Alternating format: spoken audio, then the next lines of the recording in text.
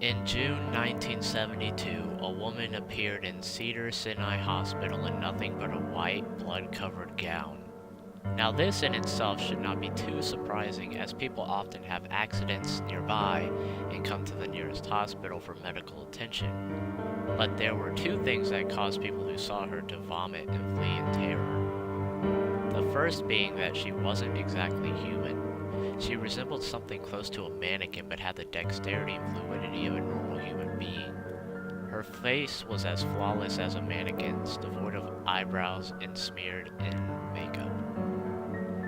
There was a kitten clamped in her jaw so unnaturally tight that no teeth could be seen, and the blood was still squirting out over her gown and onto the floor.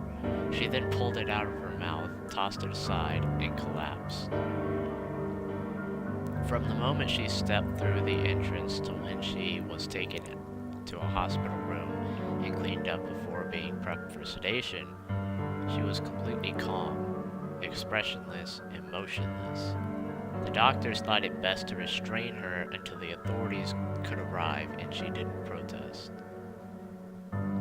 They were unable to get any kind of response from her, and most staff members felt too uncomfortable to look directly at her for more than a few seconds. But the second the staff tried to sedate her, she fought back with extreme force. Two members of staff had to hold her down as her body rose up on the bed with that same blank expression.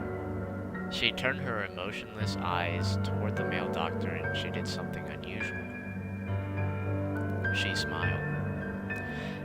As she did, the female doctor screamed and let go out of shock. In the woman's mouth were not human teeth, but long, sharp spikes, too long for her mouth to close fully without causing any damage. The male doctor stared back at her for a moment before asking, "What are you?" She cracked her neck down to her shoulder to observe him, still smiling. There was a long pause. The security had been alerted and could be heard coming down the hallway.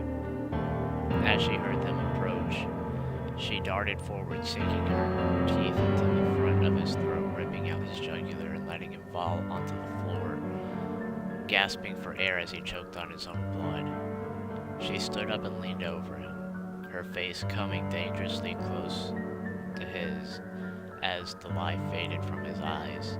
She leaned closer and whispered in his ear, "I am God." The doctor's eyes were filled with fear as he watched her calmly walk away to greet the security men. His last sight ever would be watching her feast on them one by one. The female doctor who survived the incident named her the Expressionless.